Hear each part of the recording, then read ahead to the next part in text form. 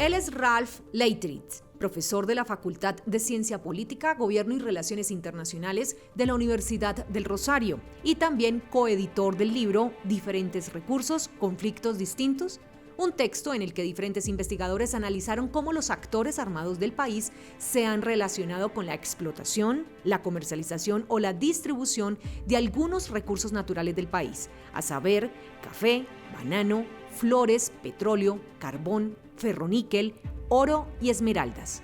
Nosotros empezamos esta investigación con un vacío, digamos, en la literatura sobre Colombia, en la relación de conflictos legales como café, como flores, como esmeraldas también y como oro, y su vínculo más que con el conflicto mismo son los actores del conflicto armado. ¿Cuál es la relación entre la guerrilla y los paramilitares y su vínculo con esa explotación y comercialización de los recursos en Colombia?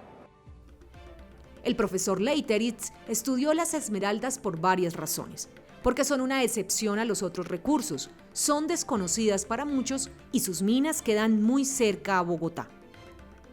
Desde épocas de la colonia, las zonas esmeraldíferas al occidente de Boyacá han sido explotadas. Inicialmente, en la primera parte del siglo XX, las minas eran administradas por el Banco de la República. Luego, conflictos entre los dueños o familias de las minas, cada uno con sus propias milicias, hicieron que el Estado cediera el control sobre la zona a actores privados, convirtiéndola en un tipo de oeste salvaje. El conflicto en esta zona viene de un control económico y social sobre ese territorio. Nunca ha sido ligado a las dinámicas del conflicto armado, como un enfoque político inicialmente, ideológico, ¿cierto? Contra insurgente, después con los paramilitares. Esa zona ha sido bastante alejada de este conflicto, a pesar de, obviamente, existen esos vínculos indirectos.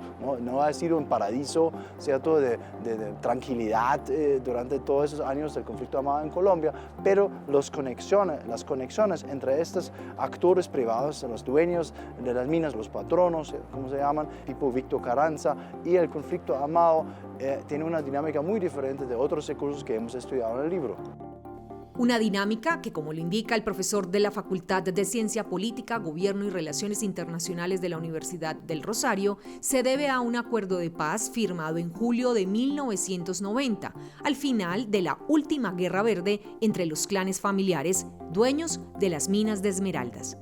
Básicamente firmaron un acuerdo con el Estado durante la última guerra, al final de la última Guerra Verde que se llama, al final de los años 80, y básicamente en este acuerdo el Estado dice que si ustedes mantienen la paz entre ustedes, nosotros no nos vamos a meter en esta zona. Y básicamente este acuerdo que se firmó, digamos, en el año 90 también implicó que esta zona también no entra en estos vínculos directos con actores del conflicto armado, guerrilla y paramilitares. Aunque debo decir que Víctor Carranza también ha sido un sponsor, digamos un patrocinador de estos grupos paramilitares, pero en otras regiones del país, no tanto en la zona esmeraldífera, digamos el occidente de Boyacá. Han pasado los años y en la zona se respira otro aire. Los homicidios se han reducido notablemente. Ahora los conflictos y enfrentamientos se han trasladado a Bogotá en su gran mayoría. Pero al mismo tiempo yo creo que hay un cambio en términos de la estructura industrial en esta zona. Por la entrada de esas empresas multinacionales, que si van a leer los periódicos también, digamos, empresas de otros países, sobre todo de canadienses, estadounidenses, entran en esta zona, digamos, compran acciones, básicamente traen capital, traen tecnología a esta zona y las condiciones de los trabajadores en esta zona están mejorando. ¿Diferentes recursos, conflictos distintos? Una mirada a las dinámicas entre recursos y actores del conflicto armado que dependen del contexto regional.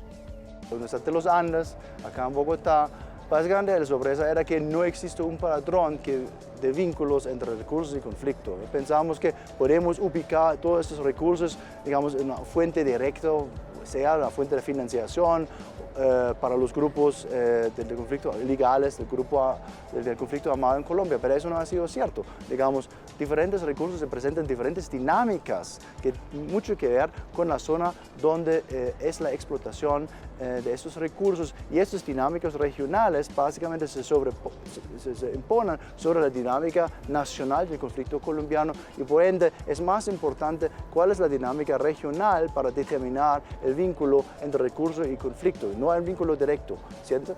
Todo depende del contexto regional de la zona donde hay la explotación de estos recursos.